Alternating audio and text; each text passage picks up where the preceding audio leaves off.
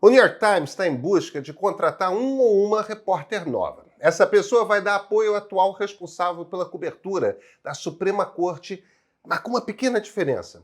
Vai cobrir a Corte como uma instituição política. É como se o Tribunal Constitucional fosse o Congresso. Vai se preocupar com a relação entre os 8 ministros, suas inclinações ideológicas, as relações com lobistas. Por que falar disso agora? Para falar da decisão pelo presidente Luiz Inácio Lula da Silva de indicar ao Supremo o seu advogado pessoal, Cristiano Zanin. Pela letra fria da Constituição, Lula deveria exercer o seu cargo, a presidência da República, com impessoalidade. Deveria indicar alguém com notório saber jurídico. Essa expressão ela tem sentido, tá? É alguém a quem o mundo jurídico observa como especialista no assunto. Zanin não se enquadra em nenhum dos dois critérios. O critério no qual ele se encaixa, sim, é o de que é um nome de confiança pessoal do presidente. Não é à toa que virou o seu advogado na Lava Jato sem nunca ter sido criminalista. A confiança pessoal já estava lá, só aumentou. O problema dos critérios que a Constituição impõe às decisões do presidente é que, em muitos casos, é o presidente que decide o que é impessoal para ele. É o presidente que decide o que é notório saber jurídico para ele. O único filtro que existe para a vontade do presidente é o do Senado, que terá de aprovar o nome. Mas esse é um filtro político. Tudo indica que os senadores vão sancionar a escolha de Lula. Haverá possivelmente ali um espetáculo à parte no confronto entre o senador Sérgio Moro e Zanin, mas isso vai ser circo, picadeiro mesmo, não vai ser sério. Tudo que Moro tem demonstrado como político é que ele não tem muito estofo para confrontos desse tipo. Então, tudo bem, a indicação do Zanin? Bem, olha, não é o que está escrito na Constituição. Tampouco é a tradição política brasileira. O problema é que tampouco está escrito na Constituição que o Congresso pode definir como que se organiza a administração pública federal. E a Câmara dos Deputados ainda assim fez isso. Tampouco está escrito na Constituição que deputados e senadores determinam que emendas parlamentares discricionárias vão receber verbas e quais não. Eles aprovam o orçamento, eles acompanham os gastos do orçamento, o que eles não fazem é definir quando se gasta com o quê. Se isso está parecendo um papo de dois ladismos, de um chama de feio, então o outro chama de bobo, olha, não é. Um jogo é consequência direta do outro. A República funcionava de um jeito, existia uma maneira de o Planalto e o Congresso conversarem. Isso quebrou. E quebrou nas mãos de Dilma Rousseff. No meio do caminho, o judiciário ficou mais e mais importante no jogo político. A coisa piorou muito com Jair Bolsonaro. O que temos hoje é o seguinte: não há equilíbrio na forma como os três poderes estão atuando. Não há um jeito pactuado de como que se governa o país. E esse jogo, ele está sendo combinado não com calma, muito pelo contrário, está sendo uma disputa de poder na lata, na base da pancadaria. Você leu os e-mails de sábado? Olha, não é propaganda, tá? É informação. A Luciana Lima, nossa repórter especial em Brasília, ela tem todo sábado escrito reportagens longas mostrando os bastidores dessa briga. Na semana passada, Lula driblou o presidente da Câmara e ela conta tudo como foi nos detalhes. Ele foi negociar direto com cada líder de partido. É o tipo da cobertura, essa que a gente está fazendo, que você não encontra nos jornais. E agora é propaganda. Se você quiser ler, basta assinar, vai, R$10. Mas olha, essa negociação aí, ela é chave para o governo sobreviver. Ou não. Eu sou Pedro Doria, editor do Meio, e esse aqui, agora com uma abertura curtinha, que você não precisa pular. Esse é o ponto de partida, hoje gravado de um quarto de hotel em Ipatinga, Vale do Aço Mineiro.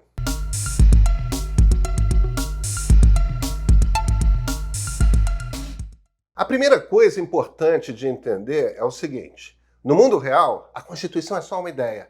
Os constituintes vão lá, botam um monte de conceitos no papel, publicam, e aí são convocadas eleições. Forma-se um executivo, um legislativo, um judiciário. E é nessa hora que os problemas práticos começam a aparecer.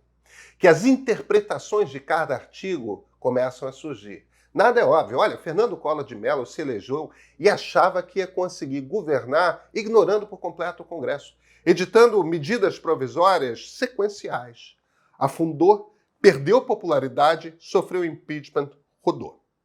O caso clássico que a gente sempre cita é o de Manoel de Campos Salles. Ele foi o 4º presidente da República Brasileira. Os 2 primeiros foram ditadores, aí Prudente de Moraes governou por um período de muita inquietação e instabilidade.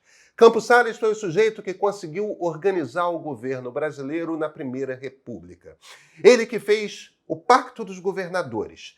Chegou para os líderes políticos regionais do Brasil e falou: garante a nós aqui, São Paulo e Minas, que nós vamos nos alternar na presidência da República e nós garantimos a vocês que o governo nacional não vai se meter na política local aí de vocês.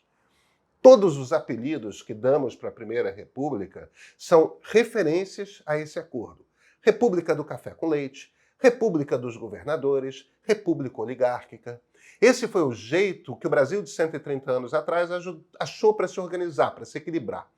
Quem construiu o equilíbrio do Brasil, da nova república, esse foi Fernando Henrique Cardoso. Olha, por que o problema está dado?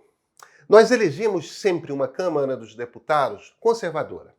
A regra do jogo impõe isso. Cidades pequenas e médias elegem muito mais deputados do que cidades grandes, embora muito mais brasileiros vivam em cidades grandes.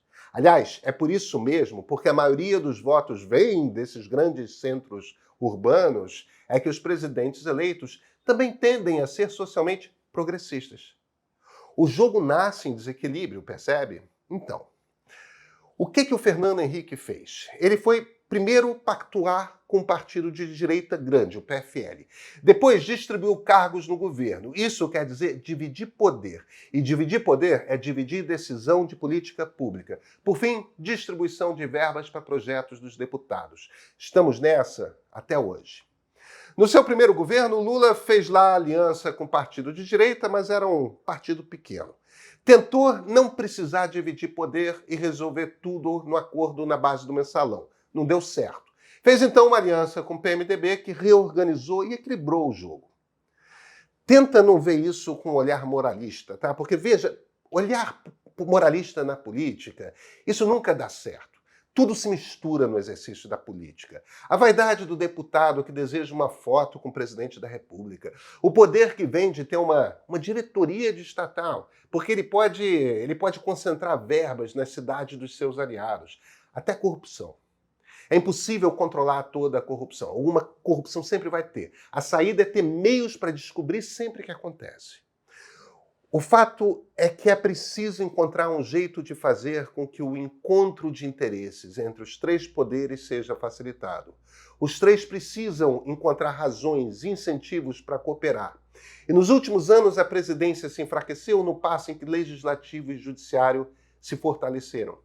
Quem ganha poder em política não abre mão de poder.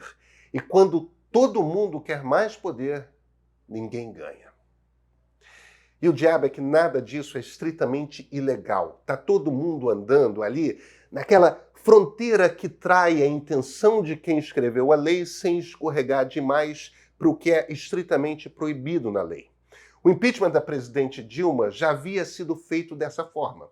A Lava Jato mais que abusou de recursos assim, na fronteira da legalidade. Depois de junho de 2013, no Brasil, veio essa onda que nós chamamos de jogo duro constitucional. O fato é que, quando todo mundo força a barra toda hora, todo mundo obriga o outro lado a forçar a barra também. Estamos com uma república em desequilíbrio, na qual as regras estão claras e já todas essas regras podem ganhar interpretações novas. Lula escolher Zanin para a Suprema Corte é fruto de toda a nossa história recente. Lula vai escolher talvez não um Aras, mas um procurador-geral da República que não ofereça qualquer risco para ele, um engavetador. E se bobear, escolhe ainda um que vá atrás dos seus inimigos. Coincidência ou não, quando Arthur Lira esticou demais a corda na Câmara, a Polícia Federal bateu na porta dos seus aliados e um processo contra ele ganhou vida repentina no STF. O coincidência ou não aí é só recurso retórico, não foi coincidência. Estamos assistindo a política como ela é quando o sistema está disfuncional, vale a lei da selva. Aí todos os atores começam a ver incentivos para usar as armas que têm. O problema, sabe qual é? O problema é que esse é um jogo de destruição mutuamente assegurada. Dilma caiu, Eduardo Cunha foi preso. É tipo corrida armamentista nuclear. Ninguém ganha quando todos sacam as suas armas. É evidente que a mão de Lula está sendo forçada por Lira, que parte para tudo ou nada. Mas quando ninguém busca o acordo de paz, logo Lula, que vem falando tanto em fazer acordos de paz, é a crença da sociedade na capacidade de a democracia funcionar que vai ruindo.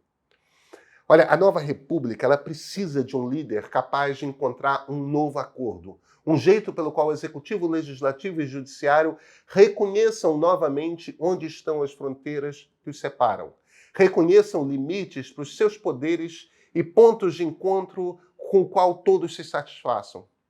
Isso é política de altíssimo nível. Vai acontecer. Pode ser nesse governo, ou pode ser no próximo. Ou se a gente der muito azar, pode ser só no seguinte. Lembra da Suprema Corte Americana? Não somos só nós que estamos disfuncionais.